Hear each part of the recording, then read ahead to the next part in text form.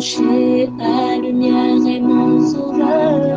Je ne crains rien.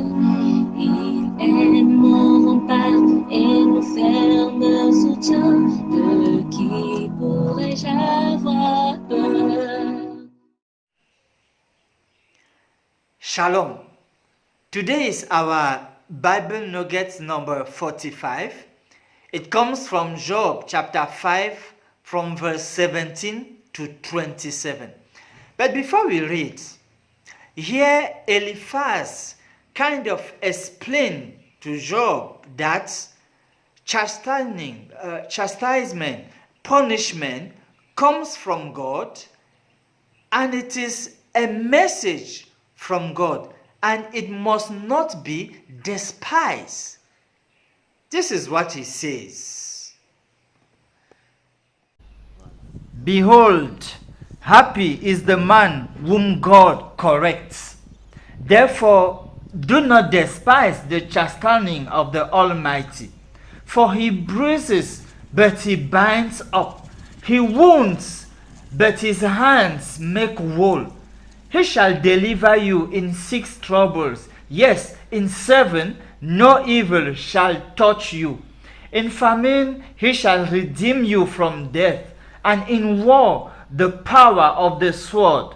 You shall be hidden from the scourge of the tongue, and you shall not be afraid of destruction when it comes. You shall laugh at destruction and famine, and you shall not be afraid of the beast of the earth. For you shall have a covenant with the stones of the field, and the beasts of the field shall be at peace with you. You shall know that your tent is in peace. You shall visit your dwelling and find nothing amiss. You shall also know that your descendants shall be many, and your offspring like the grass of the earth. You shall come to the grave at a full age, as a sheaf of grain ripens in its season. Behold, these we have searched out. It is true. Hear it and know for yourself. In this segment of Eliphaz's speech, we totally agree with his theology. We totally agree with what he says. Because actually there's even a verse that summarizes it all. God punishes, he chastises the one whom he loves.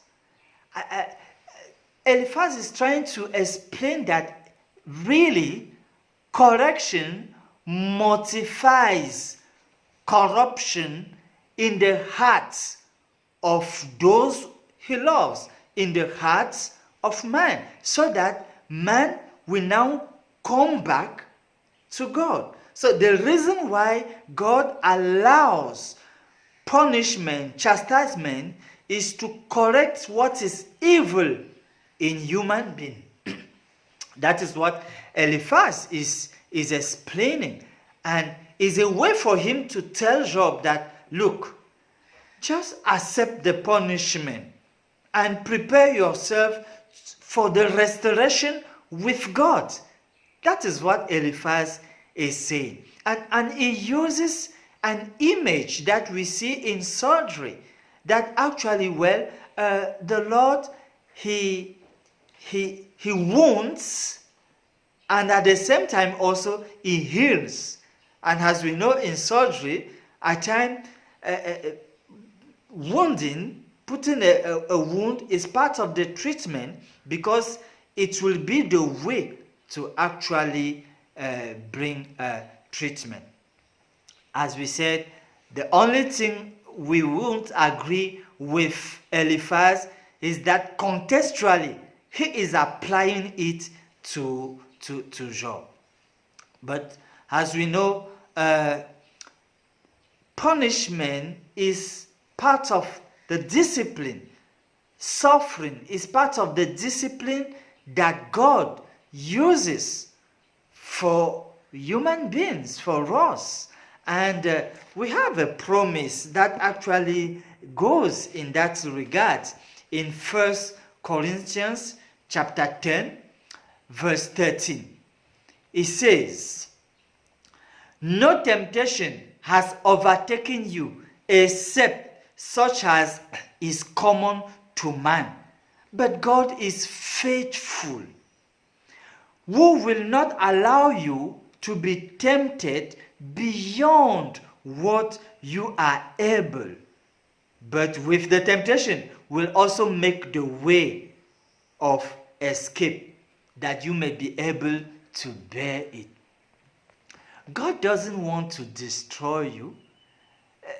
The suffering you are going through, it's better not to be upset. It's better not to think that God has forsaken you. No. At times, God just allows so that we'll be encouraged even to seek for our Creator and come back to Him. So please, take heart. Be firm in your faith and trust and confidence in God, because it will not be above what you can bear. It will not destroy you. The Lord is ready to sustain you and always be by your side, because He's a God of love. Let's close with these words of prayer. God of peace and God of love, we bless your holy name.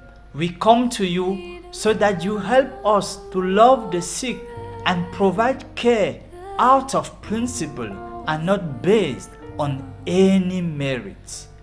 Guide us yourself in this business so that we can glorify your name.